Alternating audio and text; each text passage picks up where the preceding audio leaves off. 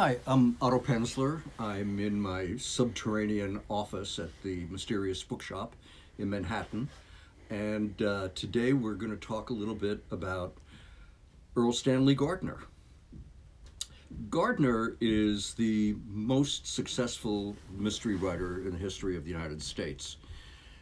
Mickey Spillane sold more books per title, but Gardner wrote so many books that he is the most prolific and most successful American mystery writer. I never read from these, but talking about numbers, I just want to go over a couple of numbers with you, and I don't want to misquote, so I'm going to read these. The numbers and Erle Stanley Gardner. Here's 86 is the number of Perry Mason novels that he wrote. 86. 130 is the number of mystery novels that he wrote altogether. 1,200,000.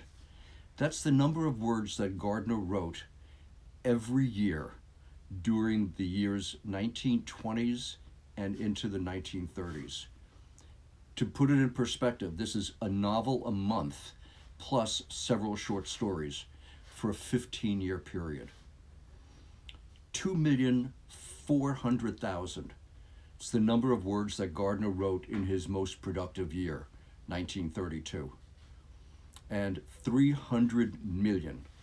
That's the number of books that Erle Stanley Gardner sold in the United States alone. So this is a popular, much-loved writer. His Perry Mason series is one of the most successful series of novels ever written by anybody. Outsold, I think, only probably by Agatha Christie, and she outsold by a lot, just not to be unfair to her. But also the Perry Mason television series in the 50s with Raymond Burr was an enormously successful TV series, which was rated #1 for several years in a row.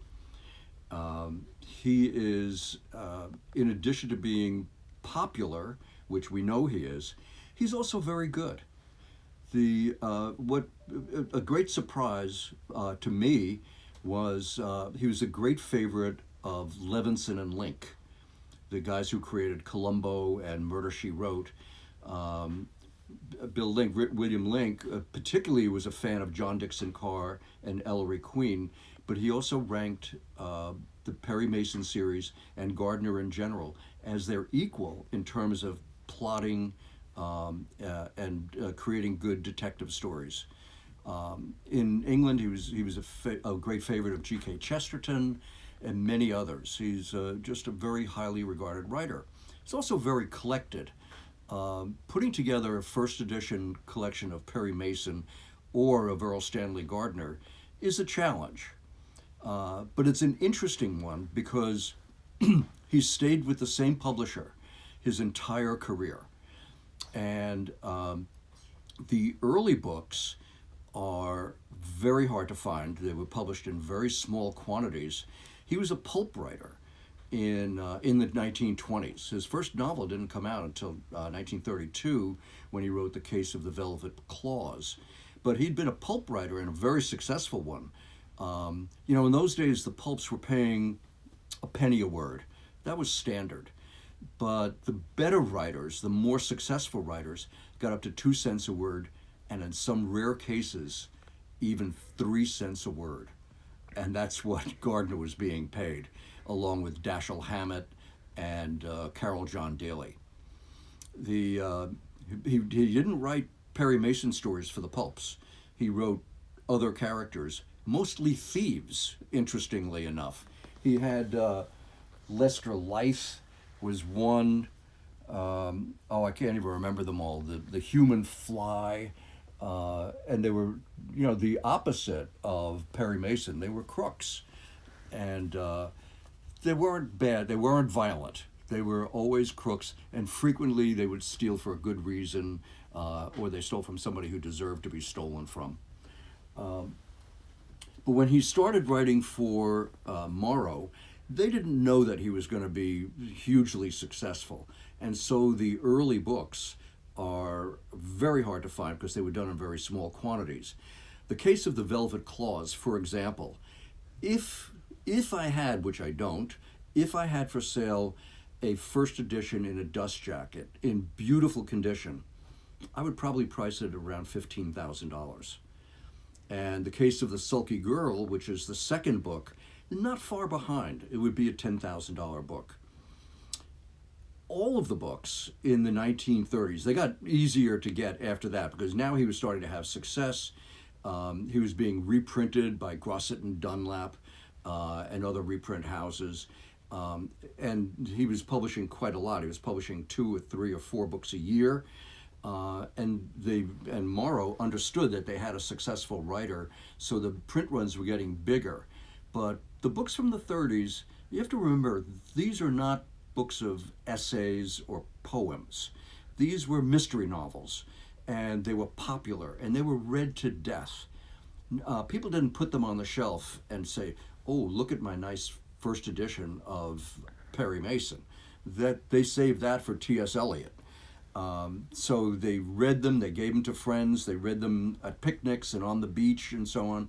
So finding early books, especially those from the 30s, pre-World War II, is a challenge. And they're expensive. They're not crazy, but they're generally in the hundreds. You know, I mean, to find them in nice shape where they stayed in good condition like this is pretty hard. I mean, this book is actually very expensive because it's inscribed.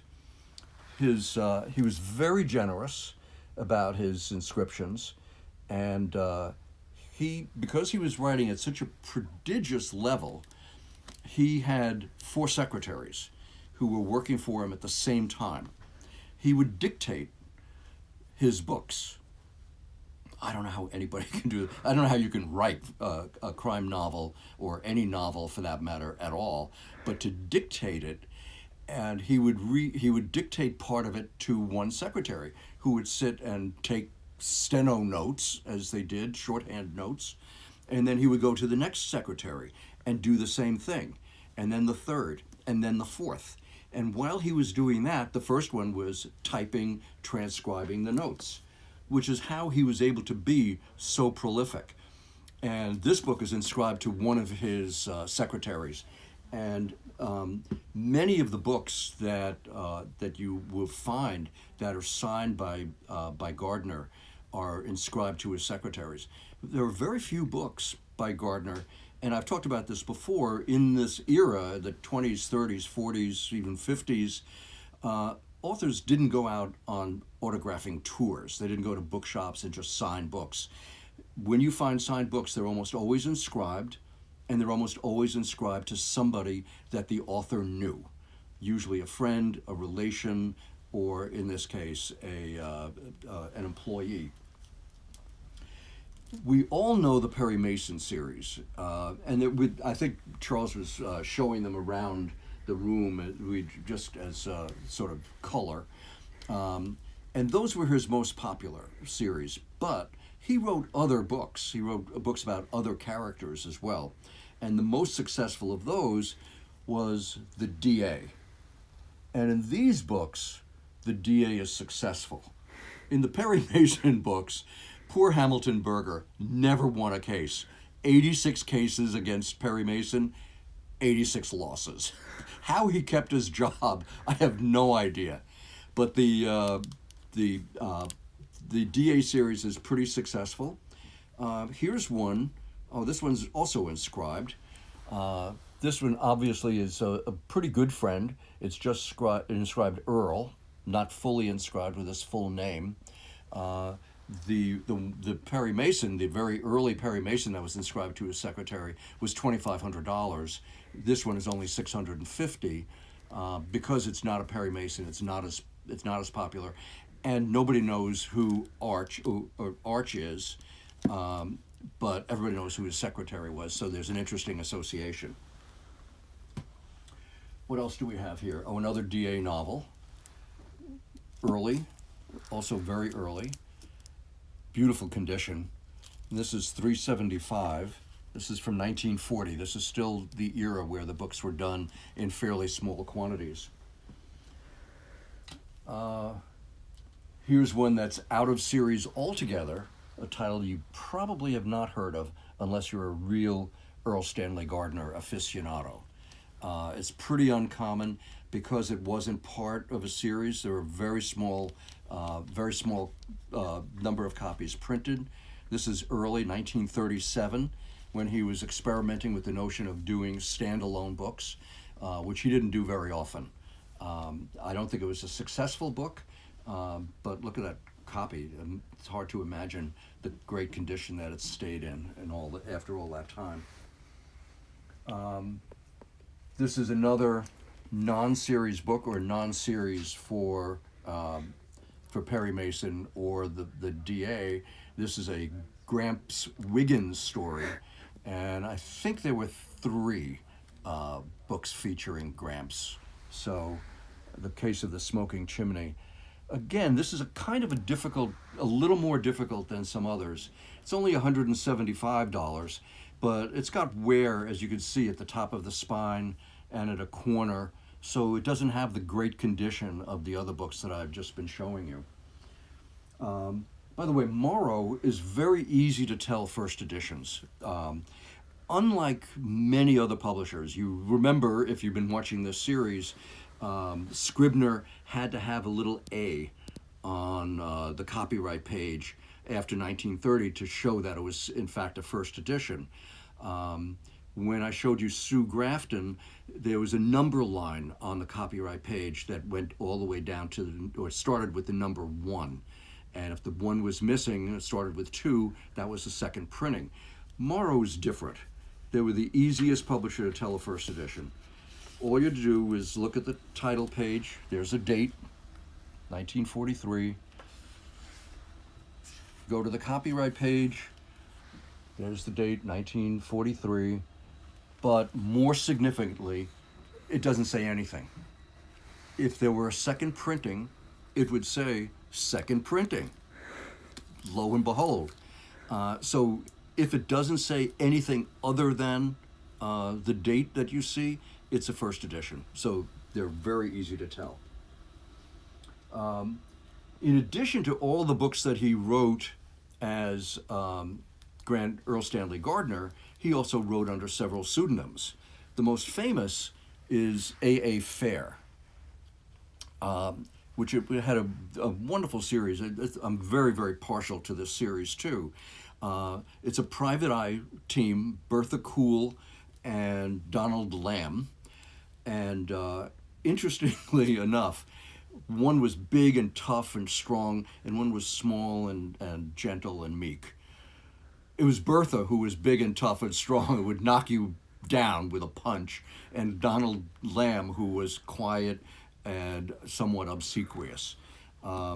This is another, I bought a wonderful, wonderful Erle Stanley Gardner collection. So this one is also inscribed.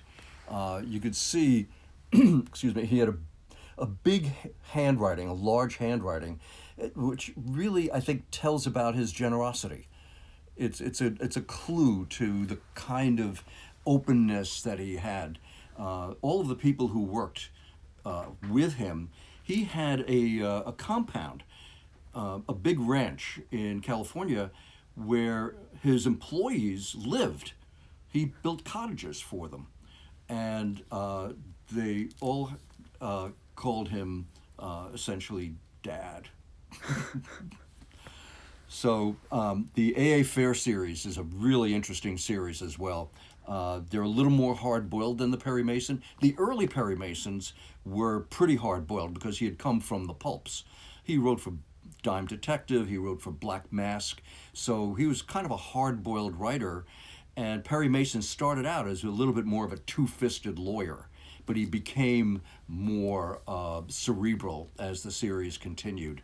The A.A. Fair series is a little bit the Donald Lamb and Bertha Cool series. It's a little more hard-boiled. There's another first edition, also inscribed,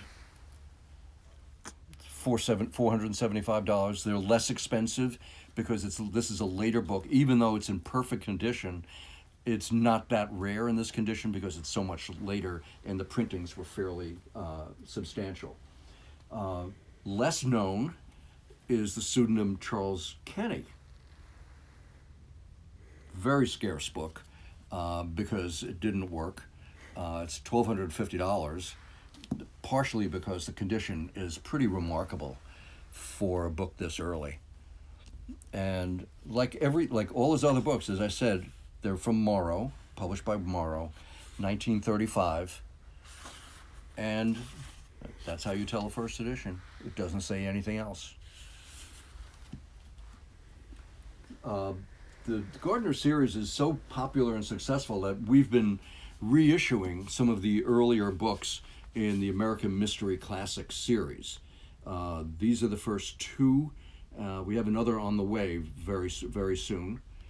And if you're one of the 4 people on the planet who is not familiar with Perry Mason or Erle Stanley Gardner, get a copy. I think you'll like it. And also, we show first edition by not showing second printing. We have a number line on the copyright page beginning with the number 1. So these are first editions. When you see it with the number 2, it means we've gone back to press with a second printing. Which we might do soon. Yeah.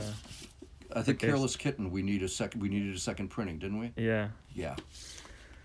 So there we are. Erle Stanley Gardner.